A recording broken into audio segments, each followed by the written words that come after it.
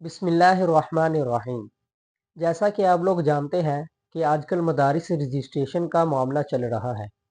آئیے محمد آفاق خان کی زبانی سنتے ہیں کہ مدارس رجسٹریشن بل اصل میں ہے کیا، اور کیا وجہ ہے کہ صدر اس پر دستخط نہیں کر رہے۔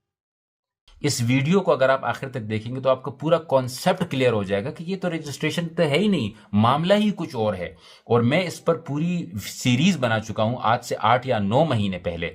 وہ سیریز یوٹیوب پر موجود ہے، لنک ڈسکرپشن میں ہے، آپ تمام کی تمام وہ ویڈیوز دیکھ لیجئے، بہت ساری چیزیں آپ کے سامنے واضح ہو جائیں گی۔ اب یہ پروپیگنڈا تبدیل کس طریقے سے کرتے ہیں میں آپ کو بتاتا ہوں۔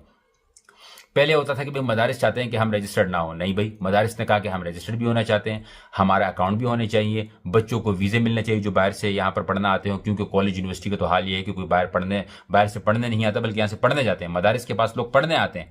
تو یہ معاملات تھے، سب کے سگنیچرز موجود ہیں، ڈاکیومنٹ سوشل میڈیا پر موجود ہیں۔ تو پھر کیا ہو گیا معاملہ؟ ایک تو معاملہ یہ مدارس رجسٹریشن کا تھا، اور دوسرا جو سب سے زیادہ خطرناک معاملہ پیش آ رہا ہے وہ یہ ہے کہ علماء کو آپس میں لڑوایا جا رہا ہے۔ یہ ایک بہت بڑی سازش ہے، یعنی کہ علماء کا آپس میں اختلاف پیدا کیا جا رہا ہے تاکہ عوام کنفیوز ہو جائے کہ ہم نے کس کا ساتھ دینا ہے۔ اس کے بارے میں بھی ہم محمد آفاق خان کو سنتے ہیں کہ وہ کیا کہتے ہیں۔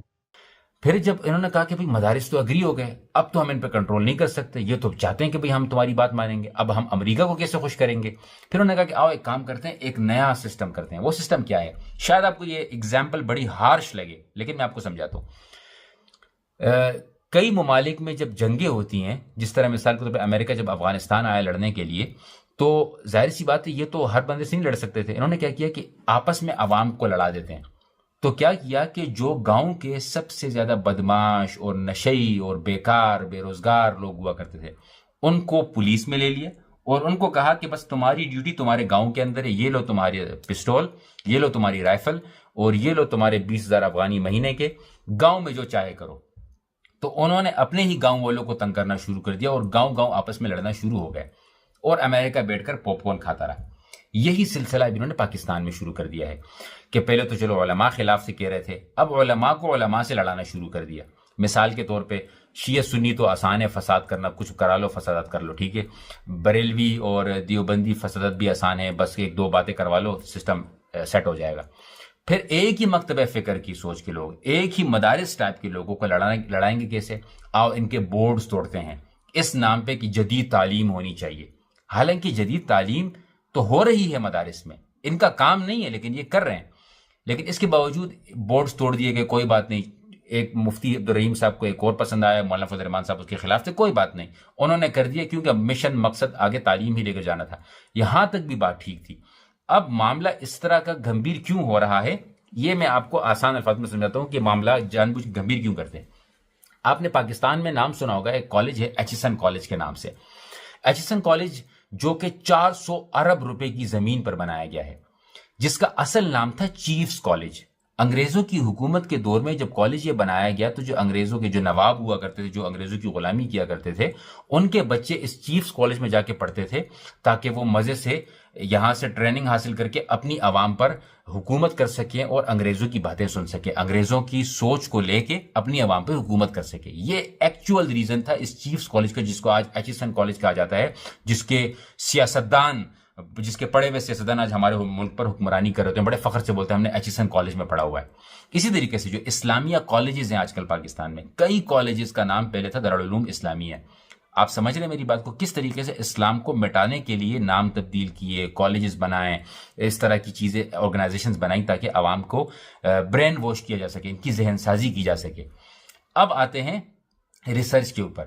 دا مسلم ورلڈ آفٹر 9/11 کی جو ریسرچ شائع ہوئی تھی، اس پہ میری ویڈیوز موجود ہیں۔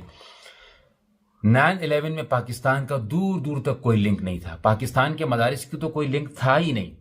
وہ کہتے ہیں افغانستان میں کسی امریکن نے ایک بزرگ سے پوچھا، ایک تصویر دکھائی 9/11 کی، بلڈنگ پہ جو جہاز لگ رہا تھا، اس کو بولا پتہ ہے ہم افغانستان کیوں آئے ہیں؟ بابا نے پوچھا کیوں؟ بولے اس لیے آئے ہیں کہ تمہارے جو گاؤں کے لوگ ہیں اس نے دیکھو امریکہ پر یہ حملے کیے۔ وہ کہتے ہیں بھائی میرے پاس تو گدا گاڑی نہیں ہو تو تم کہہ رہے ہو کہ ہمارے لوگوں نے جہاز پکڑ کے امریکہ پہنچ گئے ہیں۔ تو یہ کیسے ہو سکتا ہے کہ پاکستانیوں، خیر جو بھی تھا، مشرف پہ آیا پریشر کہ امریکہ حضور کی بات ماننی ہے، آپ نے مدارس کو ریفارم کرنا ہے۔ مدارس نے کہا ٹھیک ہے جی، اگر ہم پہ الزام لگایا جا رہا ہے تو ظاہر سی بات ہے ہم آپ کو ویلکم کرتے ہیں، آپ آئیں ہمارے مدارس دیکھیں، آپ ہمیں رجسٹر کریں، اگر آپ رجسٹریشن چاہتے ہیں، ہم خود چاہتے ہیں کہ ہم بھی رجسٹر ہو جائیں تاکہ کام آسان ہو جائے۔ اور اس کے بعد رجسٹریشن کا سلسلہ بھی شروع ہوا، لیکن حکومت نے وہی قانون بنایا لیکن اس پر اتنا عمل درآمد نہیں کیا۔ پھر 2019 میں دوبارہ ہوا، پھر حکومت نے اتنا عمل درآمد نہیں کیا۔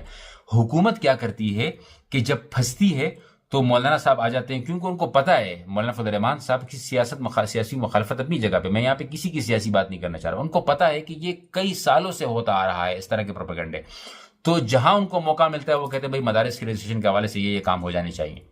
حکومت کہتی ہے ٹھیک ہے، ووٹ وغیرہ لے کے بعد میں مکر جاتی ہے۔ اب اس وقت جو مولانا فضل الرحمان صاحب کو غصہ ہے بالکل بجا ہے کہ بھئی آپ اپنی ہی بات سے کیوں مکر رہے ہو؟ آپ نے جب یہ بل پاس کر دیا، بل کو ایک دستخط کے بعد قانون بن جانا تھا، now you are against it. اب جہاں تک مفتی عبدالرحیم صاحب کی بات ہے، انہوں نے کہا کہ 18,000 مدارس جو ہے وزارت تعلیم کے انڈر رجسٹرڈ ہیں۔ مفتی عبدالرحیم صاحب بریلینٹ کام کر رہے ہیں، بہت اچھا کام کر رہے ہیں، بہت کریم عوام لے کر آ رہے ہیں، بٹ اگین یہاں پر جو 18,000 مدارس کی بات ہے، آئی تھنک یہاں پہ تھوڑی سی نمبرنگ میں مس انفارمیشن دی گئی ہوگی ان کو، اس طرح 18,000 مدارس رجسٹرڈ نہیں ہے۔ ایک بات، دوسری بات یہ ہے کہ اس معاملے کو بیٹھ کر حل کرنا چاہیے۔ مفتی عبدالرحیم صاحب اپنی باتوں کو آگے لے کر آئیں اور مولانا فضل الرحمان صاحب کی باتوں کو بھی سامنے رکھا جائے، اور جو عوام کے لیے، علماء کے لیے، مدارس کے لیے فائدہ مند ہو اس کو شیئر کر کے حکومت کے ساتھ اب بات کو آگے بڑھا دیا جائے۔ لیکن یہ سینیریو اس طریقے سے بنا رہے ہیں کہ مولانا فضل الرحمان صاحب ایک پبلک فگر ہیں، ایک اسپیکر ہیں، مختلف جلسے جلوس کر رہے ہوتے ہیں، ان کا کام ہے، وہ کر سکتے ہیں، عوام حکومت کو بول سکتے ہیں کہ میں تمہیں نکال کے اکھاڑ کر پھینکوں گا، he can do that, he is a politician, ٹھیک ہے۔ اب جب مولانا فضل الرحمان صاحب کے جواب میں آپ نے نوٹ کیا ہو تو حکومت جی حضور جی ہم آپ کی بات مانیں گے، میں بھی فون کرتا ہوں، شہباز بھائی نے فون کیا جی آپ کی بات مان لی جائے گی، بلاول بھائی نے کہا کہ نہیں آپ کا کام ہو جائے گا، کوئی بات نہیں، لیکن جوابات جو ہائی لائٹ کیے جا رہے ہیں وہ مفتی صاحب کی کیے جا رہے ہیں۔ مفتی صاحب نے ایک بات کر دی کہ بھئی وہ مولانا فضل الرحمان صاحب کا اپنا معاملہ ہے، اس کا ذاتی معاملہ ہے مولانا فضل الرحمان صاحب کا، اس طرح انداز سے پیش کیا جا رہا ہے کہ بھئی حکومت بھی مولانا صاحب کی بات مان رہی ہے کیونکہ مولانا صاحب کی طرف سے پریشر میں، مولانا صاحب جو ہے وہ ویسی پولیٹیکل پوائنٹ سکورنگ کے لیے کر رہے ہیں، اور استعمال جو ہے وہ مولانا مفتی عبدالرحیم صاحب کے الفاظ کو کیا جا رہا ہے، جانتے ہوئے یا نہ جانے میں ان کے الفاظ کو استعمال کیا جا رہا ہے۔